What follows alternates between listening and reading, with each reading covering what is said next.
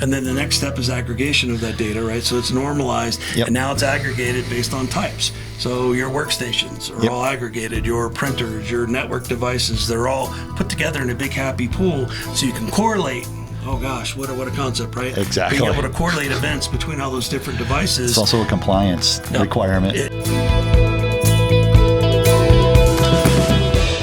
Hi, I'm Eric. I'm Mike. Welcome to the Cyber Sitrep. We're getting better and better. Yeah, kind of like a well-oiled machine, right? I'm oiled. I'm not. I was squeaking on the way up here.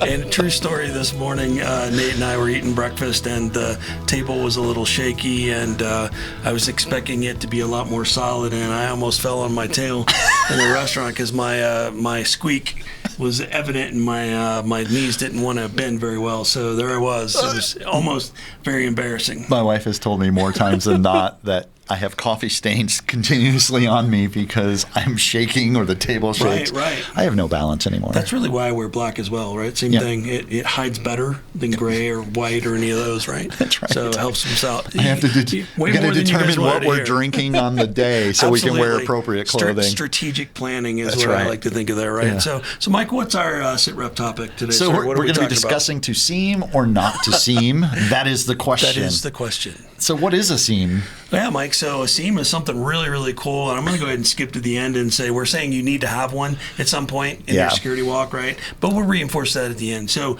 a SIEM. So it's an acronym, right? We love our acronym. So SIEM, right? So it stands for Security Information Event Management, or some people will say monitoring. But in our case, we're going to go with the management definition. So it's basically it's the core of your security architecture if you do this right? That SIEM gives us a lot of bang for the buck.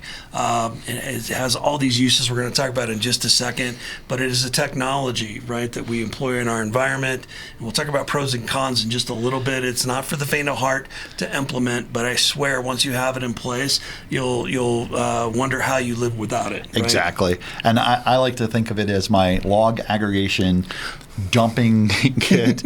Dumping ground. It just, you send everything there. Yes. And then let it do the work behind the scenes that you don't have to now. Absolutely. So on that point, right, we've got the acronym. We'll get into that part more with aggregation in just a second, but some more official definitions, because as you know, we love our definitions here, right? Because if the internet says it has to be true.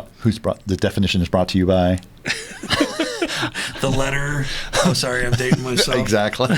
Electric company. Love that show. Please don't cut that show. Please. I was going to go S. And you go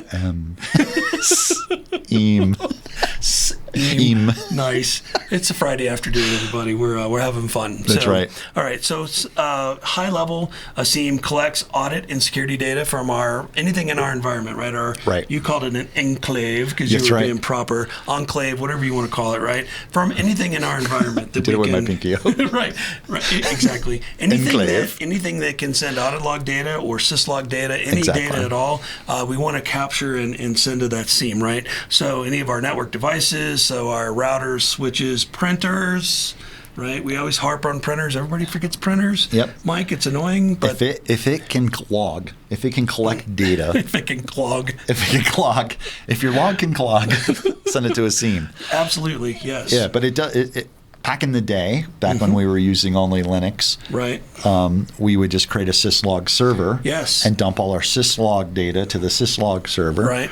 And that was old school. Days, that was old school. Yeah. Now and you can still do that today, right? You can. But now you have these companies that have built these products that give you more bang for your buck in that collection of data. Right. Well, and to your point, Mike, we said to SIEM or not to SIEM. You may not be at a point where you're ready to implement a SIEM. So maybe that syslog server you're talking about is a good alternative for now, right?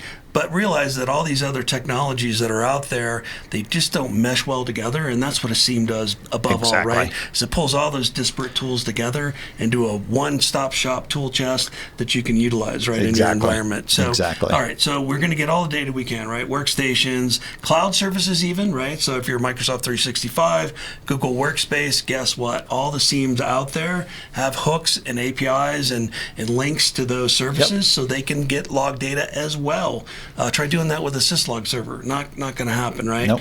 Not with just that technology. There's a lot of additional things you have to do there, right? And then to your point, you talked about one log to store them all, right? Aggregation, yes. Right? So the way a SIEM works is, first of all, it stores the data, right? So you send the data to the SIEM, it stores it, and then does something we call normalization, right? Right. And so the analogy or the example I like to use is if you have, let's say you have Mac systems, Windows systems, and Linux systems in your environment. Well, guess what? Their log format is completely different from each other. Yep. So you got 3 different log formats there alone, right? And then you start talking about network devices, depending on the manufacturer and printers, right? And the manufacturer of the printers, yep. They all have their own format, right? Yep. And so a SIEM, what its superpower is it can normalize that data by using regular expressions and transforms to say, hey, I know I have a ubiquity router, and I know this is the format of their messages, so now I can prune those messages so that they look the same,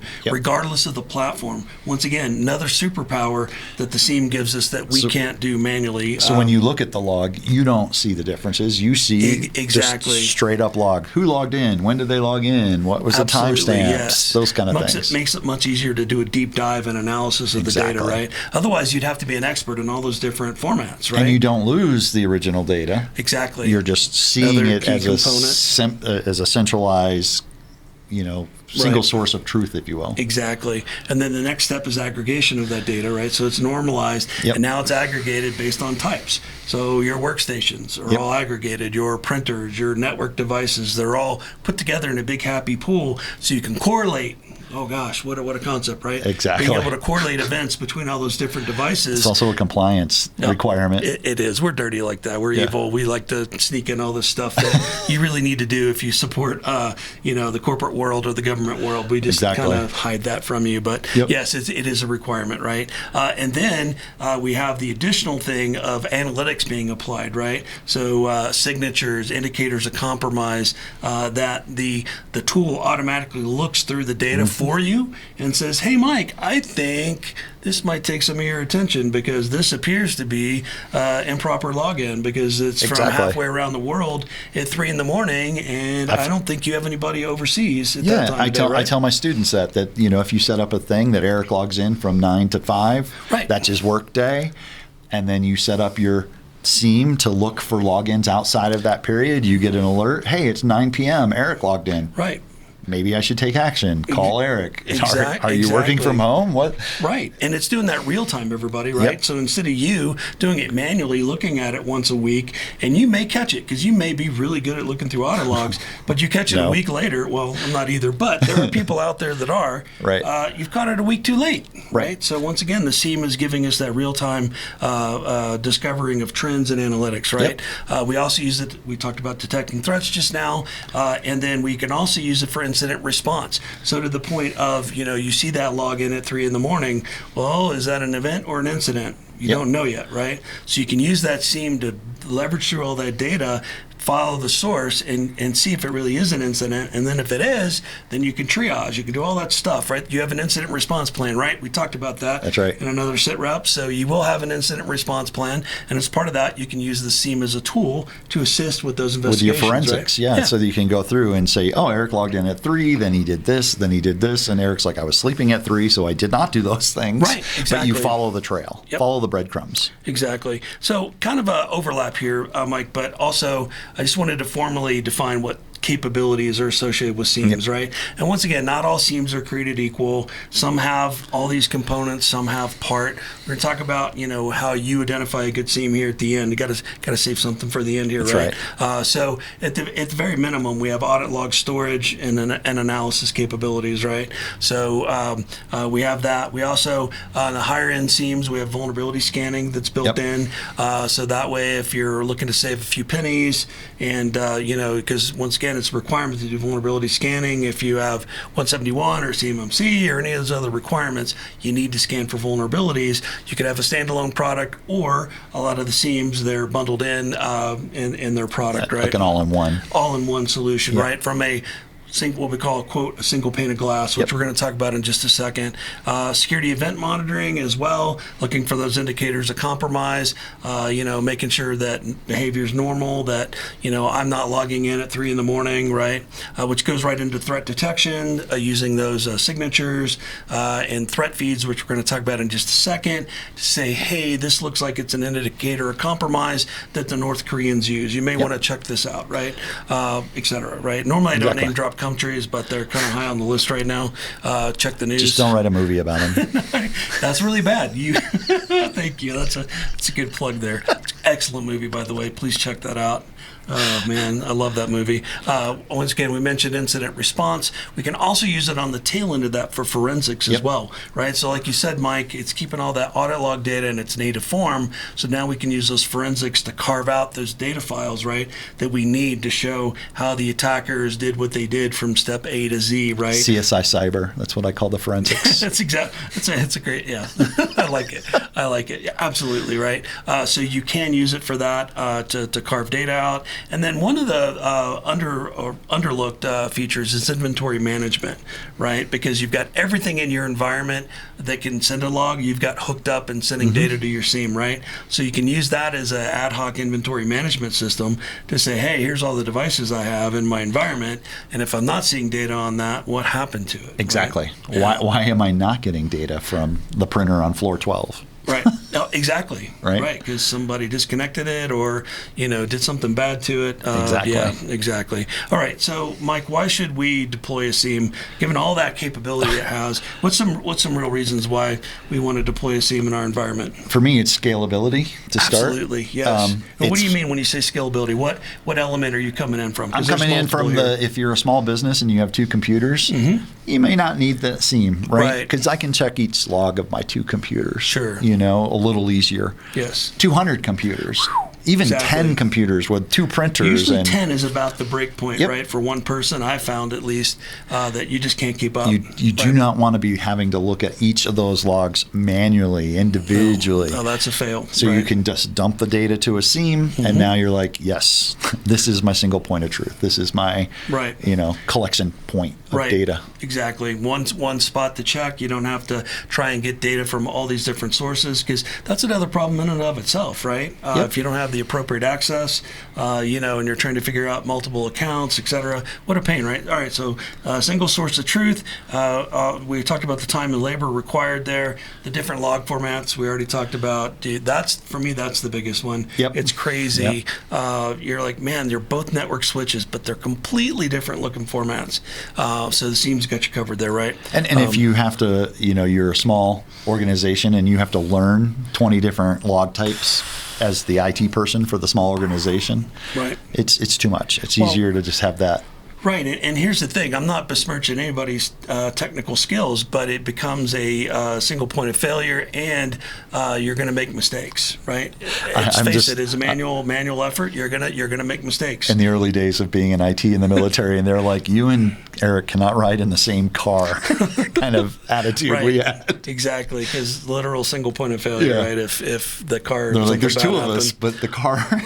Absolutely, right. So it just doesn't scale, right? So I think we got that one. Single pane of glass. That's an industry term we use all over, and I know some people hate the term. I get it. I understand, but it is pretty accurate and appropriate, right? So what do we mean by single pane of glass, Mike? It's that single shop, that single place you can look where all the logs are aggregated. So if you're like, I need to find out what happened Thursday at 8, I don't have to go to the 20 devices and go, what's going on Thursday at 8? I can just filter out my SIEM data to Thursday at 8 between 8 and 8:02. Yeah, kind of like the Eye of Sauron, right? That's right. It's awesome. Very it's cool. Always watching. Yep.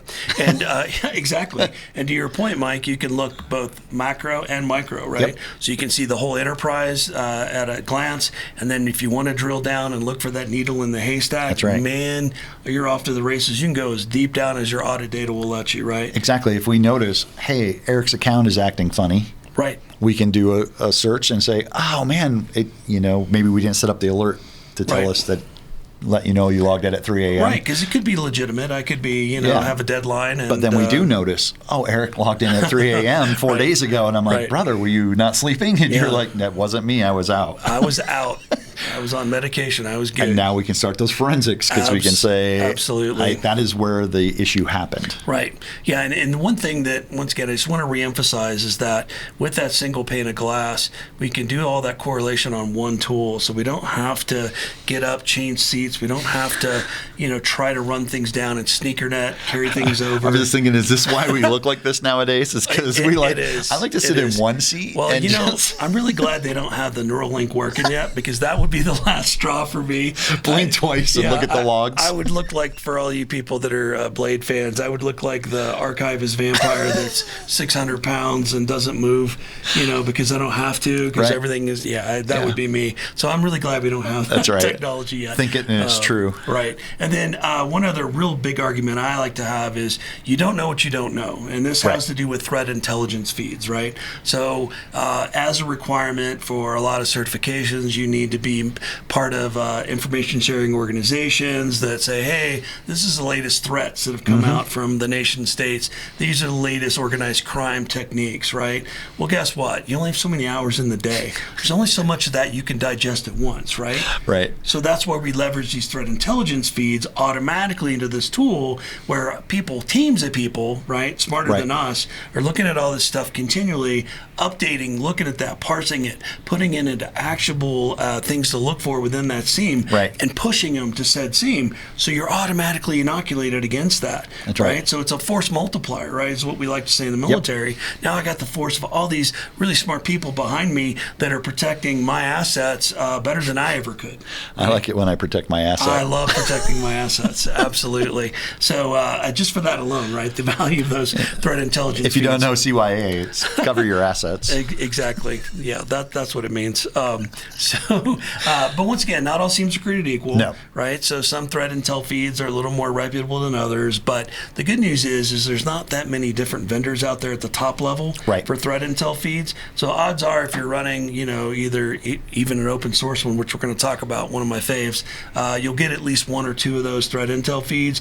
And then, of course, as you go into the more Cadillac versions, the gilded versions, they have even better threat feeds available, right? So it just depends on your environment. Right. But the point is, it's a force multiplier, right? Exactly. Right. Okay. So really quick, Mike, let's segue into, we've convinced people that eventually they need to get a SIEM in their environment, but let's be realistic. Let's talk about some pros and cons of deploying a SIEM in your environment. And we've mentioned this several other times in other casts, but what's the level of technical skill that we need to deploy a SIEM? You kind of have to have a bit of skill. You can't just be right. And there are some that seem very plug and play esque. A SIEM that seems right. That's funny. But the problem with that is it's not, the whole point of a SIEM is you can configure it. Yes. Right. And it's the level and nuances you can put into it. Right. So while yes, you can buy one and say I've plugged in a SIEM and everything points to it. Right. And whatever the default settings from the manufacturer are, I guess I'm getting alerted on. While good isn't the true nature of your SIEM. You got to have some tech knowledge to know how to really make it work for you. You're not really getting your bang for the buck on that, right? Exactly. So absolutely, the skill required to install it. I mean, this isn't a simple overlay on a Windows system we're talking about here, right? I mean, these are purpose-built, either virtual appliances or built on Linux distributions, and they're specialized, right? So it is a little bit harder, a little bit more complexity of entry into getting into this. But I've got a solution for you if you're not a tech person, but we'll wait for it, right? Okay. But also, some of the cons is that on the con side is if you have more of a heterogeneous environment and you've got all those different vendors floating around in your environment, then that makes it, especially if you're running open source SIEMs, then you will have a harder time finding those conversion tools to do that normalization we're talking about, right? And so you may have a device that's not supported. Now, the good news is, in all the paid versions I've ever used or been exposed to, is that the vendor's been really good. If they don't already have it in their database of tools or devices they support, they will add it. Right. And usually they'll get that back to you within a week or so at most. Sometimes it improves their product, so they're happy to bring it in. And it just makes them more thorough, right? So on the commercial side, not as big of a deal, but realize you may have a gap and you may have some special one-off gear that they will have to write that regular expression regex parser for, so it may slow you down a little bit, but eventually you'll get that data. I know. End of the day, I'm losing it, right? No, I'm just reget. That's registry. Oh, sorry, regular expressions. Yep. Sorry, regex, regex, right? But regular expressions, how we manipulate files. So thank you for that. Do I owe a beer for that or something? We got to have some kind of jar we're gonna need for when a jar, yeah. we forget to expound on our acronyms. So also, when it comes to, if you're not the technical person and you think it's a bridge too far, well, guess what? There is an easy button. There's a lot of SIEM as a service, right? From managed system security providers, MSSPs. That's right. Also, they're primarily cloud-based, right? They don't have to be. We're talking about that, right? You could also go on-premise. You can do a hybrid where you have a collector on site. You have your cloud element as well that sends in, and then they have full cloud implementations. That's right. And so the good news is, for those of you that are having to do CMMC and 171, a SIEM as of today is considered an SPA, right? That's right. So it does not have to be FedRAMP moderate approved. That's right. Correct. Because the data isn't CUI, and it can't be CUI. It's only collecting what we call telemetry data, which are your log files. So thank goodness, right? That's right. So once again, if you don't want to roll your own, then we're going to tell you at the end here how to search for that. Find a reputable vendor. You will pay for that, but you pay as you go, right? That's so right. It's normally a per head cost. How many users are your environment, et cetera. There's no wrong answer. That's how I know you lived in England, because you said roll your own. Roll. Is that where I got that from? I can never remember. In England, we always had rollies. The people would either have the ones you buy or the ones you roll. Oh, yes, right. No, I was in a smoker, so totally lost on me, but I'll take your word for it. Yep. That's cool. All right. That's where it comes from. Cool. You heard it here first on Sitrep. All right. So when it comes to selecting SIEMs, right, we've talked about, I think everybody agrees you need one. Mm-hmm. How do you know if you have a good one or not, right? I call it sources of truth, right? For knowing, is your SIEM reputable or not? So where would you start, Mike? Of course, the industry. Sure. There's tons of different websites and review sites. I always go through but you have to make sure the review site is a true and independent review, not the click here and we get our 5% kickback for referring you kind of review sites. Yeah, we just went through that earlier this week, didn't we? Yeah. That's another topic. Right. So you have to, verify that the site is giving you a true and honest review. Gartner is a source with the Gartner. I will say, though, Gartner is a pay-to-play in the bigger scope. You're reading my mind. I just wanted to caveat that. But let's explain a little bit about Gartner. Gartner pay-to-play, and I learned this when they asked me to be in their quadrants. And I said, well, how much? And they told me, and I went, I don't need to be. I am not the company you were looking for.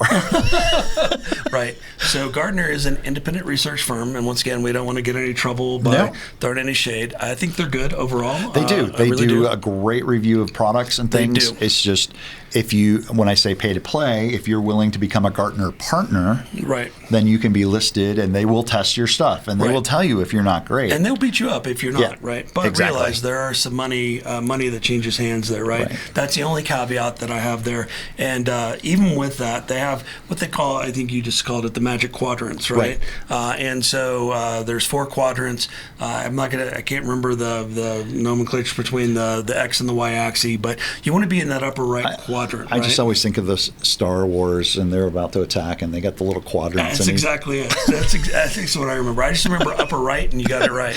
Yeah, exactly. So you want to pick something that's in that upper right. Those have been proven to be best of breed, right? Exactly. And the nice thing is with Gartner is that they have all price points reflected in there, right? So they have really high-end SIEMs that are obscene amounts of money that do obscene amounts of things. They're great. All the way down to low cost of entry, commercial, entry level for small business focus in there. Now, the nice thing is, to your pay-to-play statement, that if you went to Gartner directly to get that report and you were going to pay for it, it's not inexpensive, a couple $100s, right? But instead, what you will do is you will Google, or web engine of choice, right, search engine, you'll look for Gartner Magic Quadrant SIEM 2024, and you will find all those vendors that paid to be assessed will have links to that Gartner report, because that's part of their fee they paid, right? They get the right to distribute that that as advertising material, right, Exactly. for their organizations. So that way you can go out and get that Gartner Magic Report from that vendor. Now, once again, you'll probably get contacted for 30 to 60 days saying, hey, are you interested in a SIEM? We got your back. It's just the way it goes, folks, right? But I laugh because, yes, fill out a form once online, they know you for life. They do. But most of them are pretty good about not bugging you incessantly, right? Yeah. But the point is, that's a great source of truth to start with. And then you could do rack and stack, and you can see, okay, Right. hey, what's in my budget? Now, I don't normally do this, but I am going to name drop an open source alternative that we've had a lot of great success with. It's called Wazuh, W-A-Z-U-H. I always go, Wazuh. Well, that's kind of the joke there, I think, right? It's awesome. I just don't have that voice, so I'm not going to do that. But Wazuh is great. Check them out. There's a history there that started out as an open source. It still is open source. What their monetization model is they can host it for you in cloud where they run everything. So once again, if you want that easy button and you just want to be able to use the darn thing, they offer that, and they also offer tech support. So those are their two monetization methods there. But the software itself is open source, so you can download it and roll your own if you That's want. right. Whatever platform you want, as long as it's Linux, it doesn't matter what flavor. Yep. You can run that in your environment. So those are, for us, that's what we're recommending as your sources of truth there. And so, like you said, there's lots of things online you can look at and find the right tool for the size of your company. right, and once again, if you're going to spend the money, and sticker shock alert, right, you may be surprised at the cost of a SIEM because it is the beating heart of your organization, Right. and the cost will reflect that. I'm not trying to sugarcoat that and hide that. Right. If you go anything other than open source, you are going to be spending a little bit of money to implement this in your environment. But because of that, please utilize that whole test environment, test eval, and put these vendors through their paces, right? Make sure you get what you want. Absolutely, because they're all slightly different. There's a lot of overlap, and audition multiples, right? This, because it's the beating heart, it's not something you should make a snap decision on and implement right away. Do your research, take your time, do it properly, right. and then roll out from there, right? Right. So, Eric, should we SIEM or not SIEM? To SIEM. To SIEM. To SIEM, without a doubt. Okay. Right.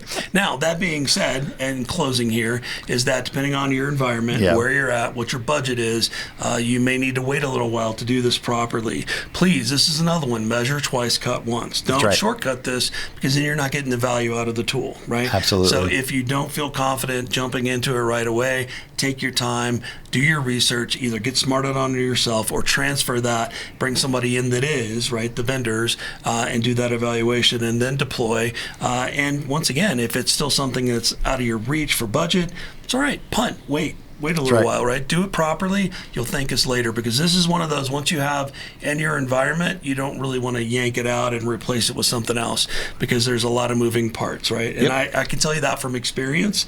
Don't be me. So choose right the first time, choose smart, and then it'll extend and grow with your organization. So Excellent. Yeah. So I'm with you. Let's SIEM. let's SIEM by far. All right, everybody. Thank you. Thank you. We'll talk to you next time. See you on the next Cyber Sitrep.